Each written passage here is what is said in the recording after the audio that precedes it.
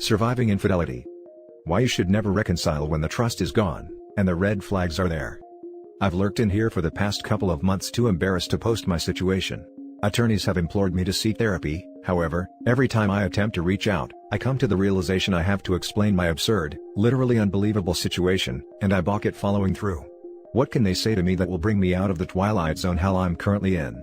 Nothing. It's up to me, and no one else, as I have no one. All that really matters is that I keep putting one foot in front of the other. This is going to be a novel, sit tight. My wife and I are on the wrong side of 40. We met and dated while in college. Well, dating is probably a polite euphemism. We were at best buddies, or friends with benefits.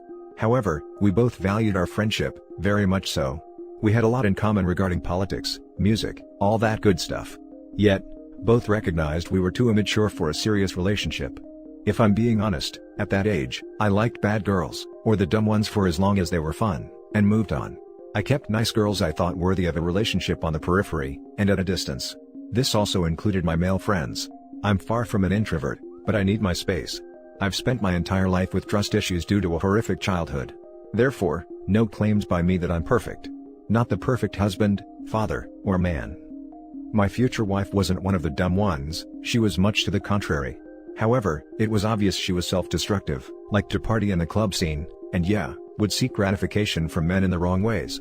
That kept her way off the girlfriend list, and firmly on the friend list. Despite that, during that time our friendship grew. She indeed became one of my best, most trusted friends. She told me I was indeed her best friend, as I always gave her the truth regarding my opinions on her lifestyle and decisions, which weren't helping her.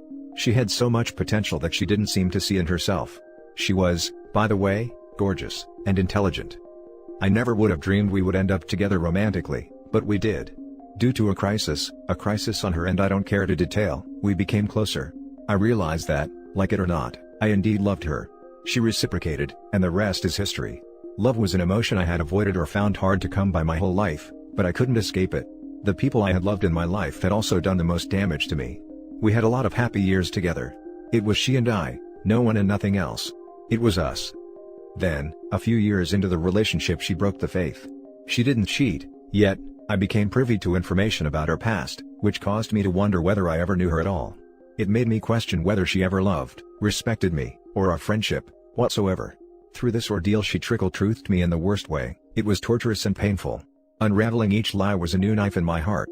It was crushing, absolutely crushing. Every fiber in my being told me to walk, and never look back.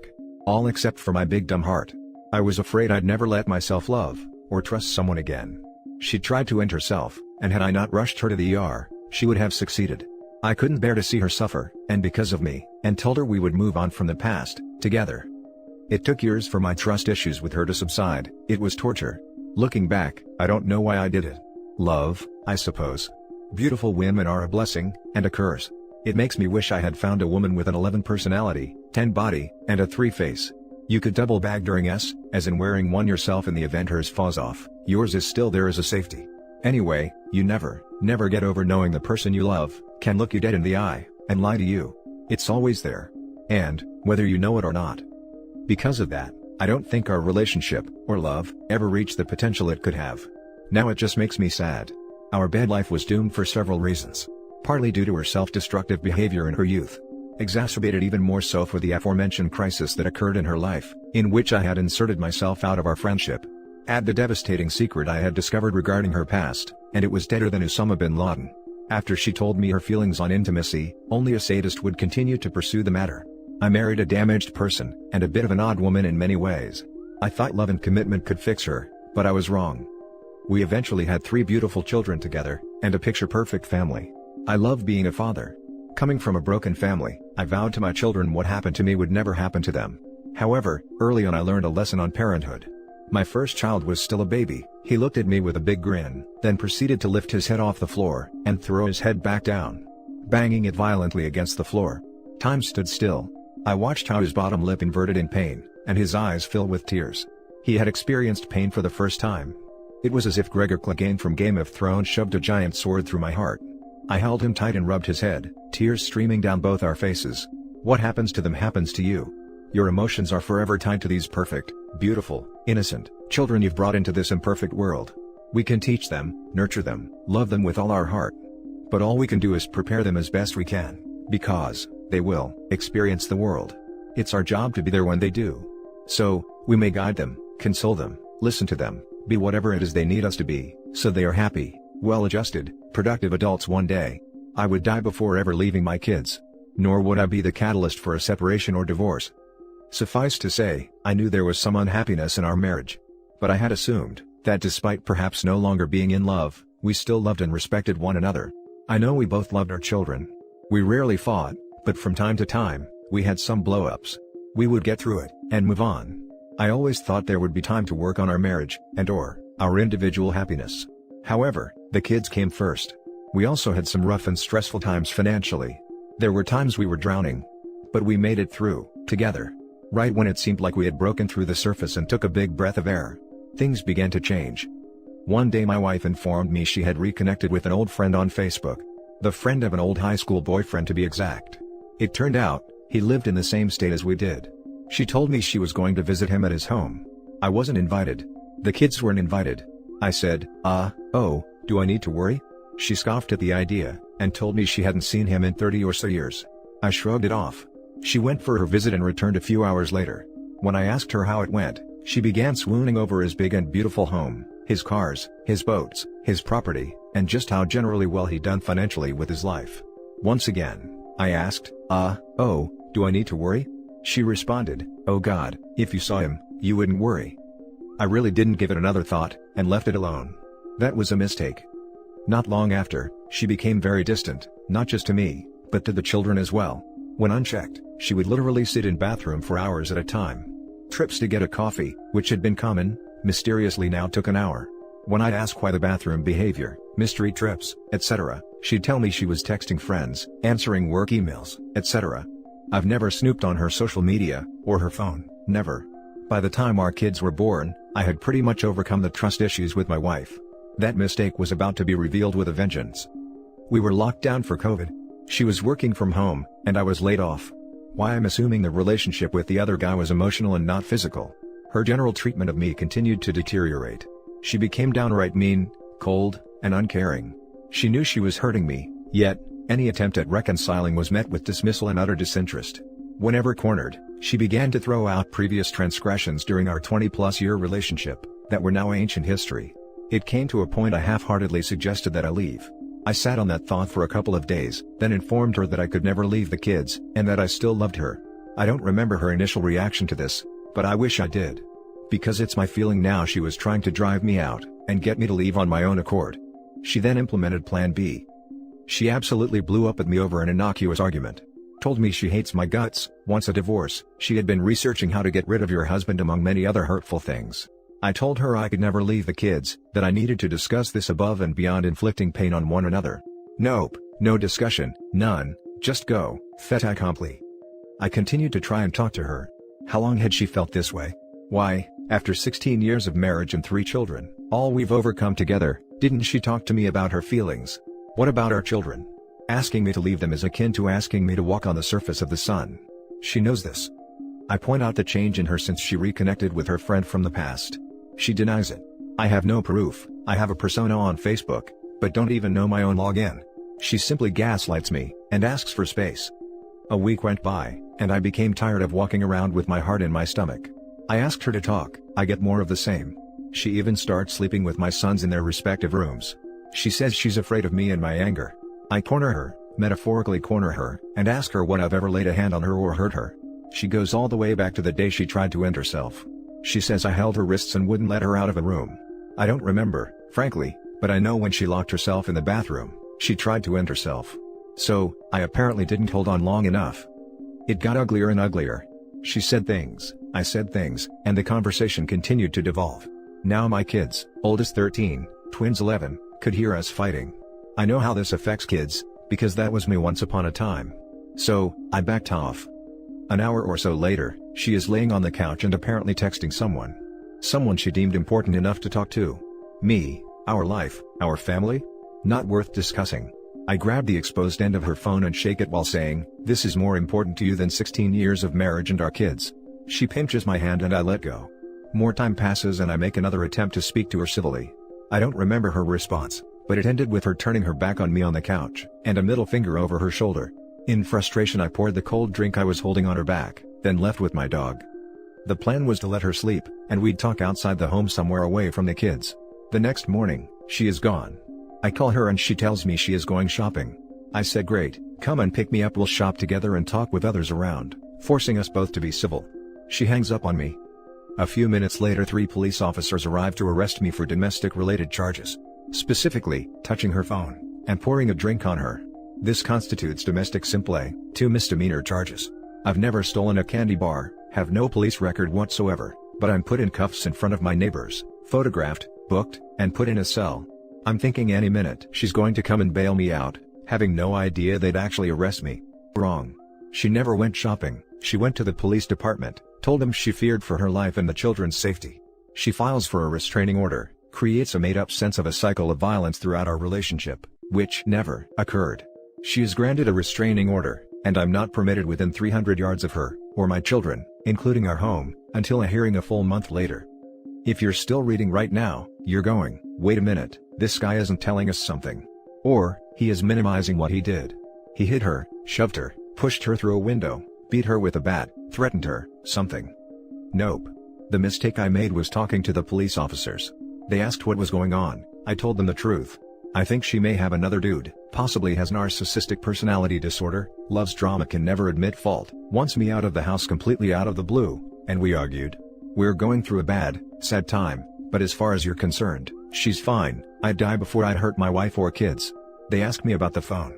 I told them I touched the phone, and not her. They asked to see where she had pinched or scratched me. I refuse and say I don't remember her doing that, out of fear they'd arrest her. They ask about the drink, I said yes, I poured a drink on her, after the one-finger salute she gave me. They all laughed. The ranking officer says, do you know how I know you're telling the truth? She told me basically the same story, but I still have to take you. I officially enter the twilight zone. One officer stops the other from putting me in a car. He says look, she's speaking enough legalese for me to tell she's spoken to a lawyer. You're still hanging on to the relationship, and she's stacking the deck against you for a divorce. I don't want to arrest you, I don't. I'm sorry, but you're going to need a good divorce lawyer. And, he wished me luck. It's a Saturday and I cannot bail myself out, because the bail bondsman only works Monday through Friday. The cops take mercy on me, call him, and ask him to come in, or I rot until Monday. During this time my wife gets the additional restraining order, then, completely wipes out our joint accounts. Several $1,000s, not all of it hers, yet totally legal. I'm left with a couple grand in a personal account. At this time, we're sharing a car, my car. As per her MO over the years, she prematurely drove her last vehicle into the ground.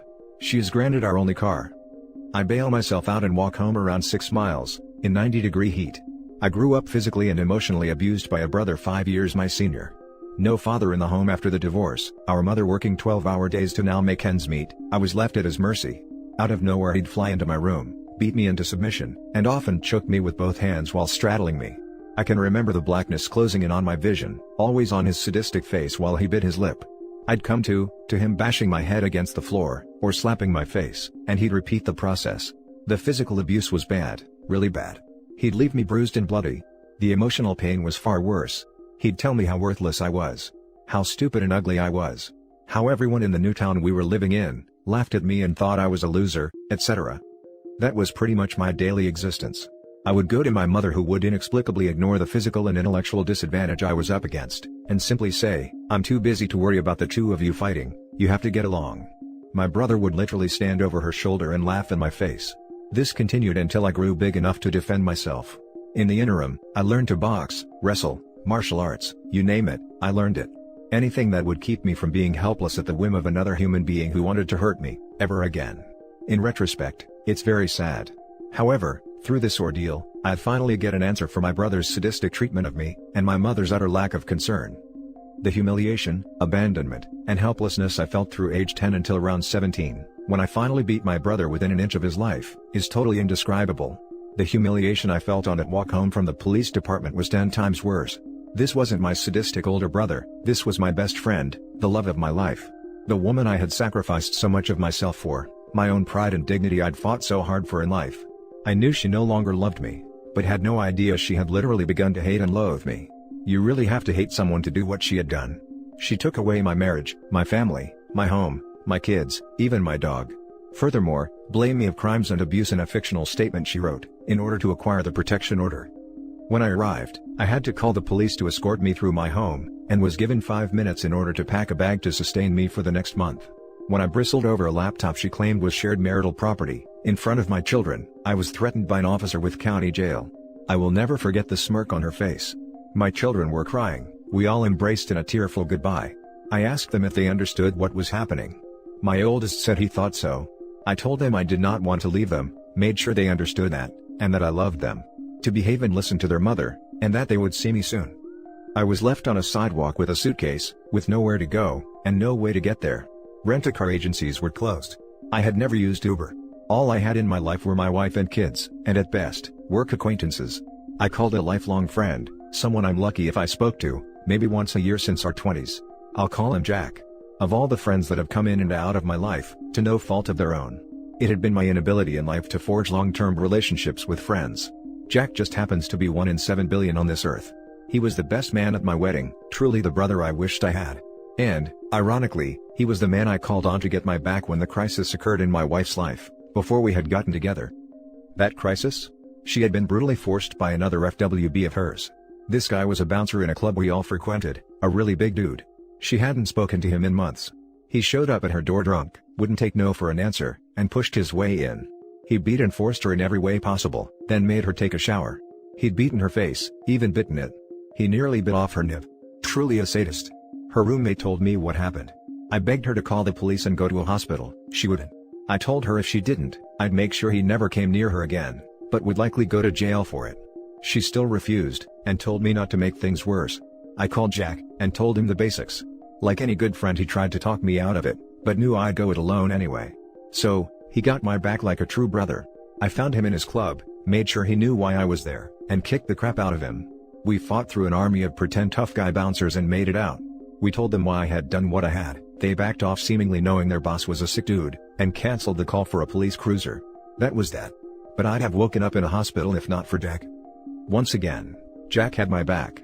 But at this point in our lives, he owed me nothing, not a damn thing, but he took me in, instead of taking me to a hotel.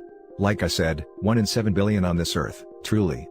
For the next 4 months Jack watches me go through despair, darkness, and emotional pain I wasn't aware a human being is even capable of feeling, let alone surviving. I went through a self-ending period, but decided I wanted to live, if not just to see my children again. It was them that saved me. I couldn't get through writing my goodbye letters to them. Other than that, I was ready to go. This just gets better. People that write Greek tragedies are going to hang themselves. During that time, shortly after I arrive at Jack's, I call a cousin. The golden child of our family, and because I was estranged from my brother, the only family my kids have left. Grandparents dead on both sides, etc. He's a 7-figure-a-year international consultant, so I call him to see if he knows any attorneys in my area. He doesn't, but tells me my wife has filled him and his wife in on what has happened. What? My wife hates his wife, and generally just tolerates her. But she's already poisoning my family. Because of that, I decide to call my estranged brother, primarily because I want people to know I never laid a hand on my wife, as I have no idea what she's saying. My brother is insulted I'd call my cousin for anything. But he knows we spend holidays with them, and they're wonderful to our children. Despite knowing that for years, my brother decides to wait until now to divulge the following. That my cousin repeatedly forced him as a child. Trained him, and forced him. Hence my brother's treatment of me. My poor brother. He had confided in one person at the time, our mother, who minimizes it to a teenager, my cousin, experimenting. My brother was 10 or 11. Huh? Still with me? I know, right? This post would take up 10 shrink appointments. Just look at the money Reddit is saving me. So, this worthless sack of a cousin has access to my kids. They've shown up at our door unannounced. He needed 10 minutes alone with my brother, to relieve me of a brother, and leave me with an abuser. I rack my brain trying to think of times he was ever alone with my kids. Keep in mind, I cannot contact my wife directly, or through a third party for any reason, unless a medical emergency. Anxiety through the roof. I don't sleep for at least 3 days worrying that she's already spoken to them, that they could show up to console her, take the kids off her hands, etc. I go to the cops in the town my family lives, and ask to speak to someone. Soon after, Officer Gump arrives. I explain the situation to him. I produce a letter addressed to the judge who signed the order of protection, explaining the possible danger my kids are in. He listens, looks the letter over, and says you need your attorney to contact your wife's attorney. I don't have an attorney, I haven't found one whose retainer I can afford right now. I'm on unemployment. He says he understands, but cannot get involved. I point out it says protect and serve right on his Vroom Vroom parked outside. He hands back the letter and reiterates that he cannot get involved. For clarity, I explain why I was removed from my home versus the possible backdoor and oral forcing of a child. He apologizes, and tells me to get a lawyer, and contact her lawyer. I can't believe what I'm hearing. I have a person who's friended her on Facebook send her the message. She subsequently has me rearrested for breaking the protection order. I go to county jail for 4 days to protect my kids. Later I read in court documents that she discounts the severity of what happened to my brother, and believes I was simply trying to manipulate her. Because that's what domestic advocates tell her I'm going to do. Advocates she has in a snowbank, as well as the cops, the prosecutor, the judges. I now know she doesn't just want me out of her life, she wants to destroy me, and hurt me every chance she gets. She's succeeded. There will be no reconciliation of any sort. I will be an outsider to the lives of my children. I'm living my worst nightmare as a father. Why would I want to be with someone who could do this to me? How can the system allow this? Attorneys tell me I'm not alone. Where's the hate coming from? People ask me and I have no answer for it. 2 months later I finally see my kids in a tearful reunion. The judge lets me be a dad 1 whole day out of the week for the next year. Despite my efforts to rebut her ridiculous characterizations of our marriage, she sides with my wife. This does not encompass the criminal charges I still have to face. I've lost my wife, my family, my home, even my dog. How much more punishment do I deserve? And for what? It comes down to character. As much as I want to blame her, this is all on me. The warning signs were there. What did I do? I dumped 2 gorgeous intelligent women who genuinely loved me, for this person with a black hole where her heart should be. They both wrote me for months telling me how special I was, they'd never get over me, etc. I told them it was never them, it was me. Well, it was me. I was a freaking idiot. I wasted 20+ years with the wrong woman because I was afraid of taking the pain of losing her, when I should have walked. That secret that broke the faith early on when we had committed to each other? She had been an escort for years, and while I had known her, fooled around with her, and later defended her honor. Everyone knew but me. Her roommates, her friends, classmates. I was the big dummy. Did she do it for the money? Nope. Unlike mine, her parents paid her tuition, her rent, whatever she needed. She came from money. But her character and self-esteem were lower than snake crap.